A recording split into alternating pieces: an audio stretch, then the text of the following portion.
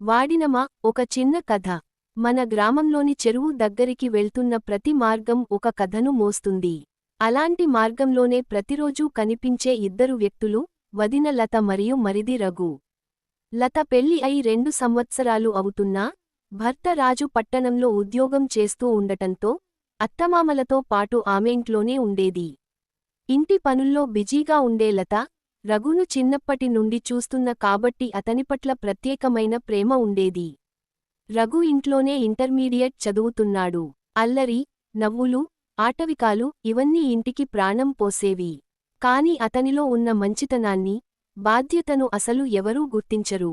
లత మాత్రం అతని మనసు చాలా సున్నితమని బాగా తెలుసు. చదువులో బలహీనత ఉన్నా, పెద్ద మనసున్న బాలుడు. ఒక రోజు రఘు కళాశాలకు వెళ్లడానికి సిద్ధమవుతుంటే, అతని ముఖంలో ఏదో దిగులు కనిపించింది. రఘూ, ఏమైందయ్యా, ఈ రోజు ఎందుకింత మౌనం అని లత అడిగింది. ఆపై రఘు నెమ్మదిగా చెప్పాడు, వదినా, ఫీజు కోసం డబ్బు సిద్ధం కాలేదు. నాన్న చెప్పలేదు. కాని నేను తెలుసుకున్నా. నేను చదువు ఆపేస్తే మంచిది అనిపిస్తోంది. లత గుండె ఒక్కసారిగా దిగింది. ఆ బిడ్డమనసు విచారంగా ఉండటం ఆమెను తట్టుకోలేదు. వెంటనే ఆమె అల్మిరాలో నుంచి కొన్ని పొదుపు చేసిన రూపాయల్ని తీసుకు వచ్చింది. పోతావు కదా పాఠశాలకు, ఇది తీసుకుని ఫీజు చెల్లించు. చదువు ఆపడం నీకు తగదు అని మృదువుగా చెప్పింది. రఘు ఆశ్చర్యంతో ఆమెను చూశాడు. కాని వదినా, ఇవి మీ పర్సనల్ సేవింగ్స్ కదా, ఇంటి వాళ్లం కదా రఘూ, నీ భవిష్యత్తు కూడా మా ఆనందమే అని లత చిరునవ్వుతో సమాధానమిచ్చింది.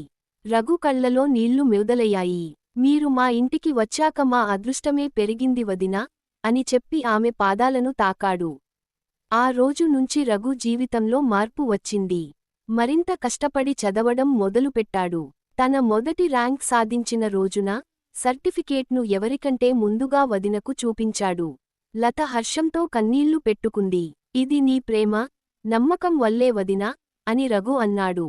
వాళ్ల మధ్య ఉన్న బంధం అక్క, తమ్ముడు అనుబంధాన్ని మించిపోయింది. ప్రేమ, శ్రద్ధ, పరస్పర నమ్మకం ఇవన్నీ కలిపి ఆ ఇంటిని ఓ సంతోషపూర్ణమైన కుటుంబంగా నిలబెట్టాయి.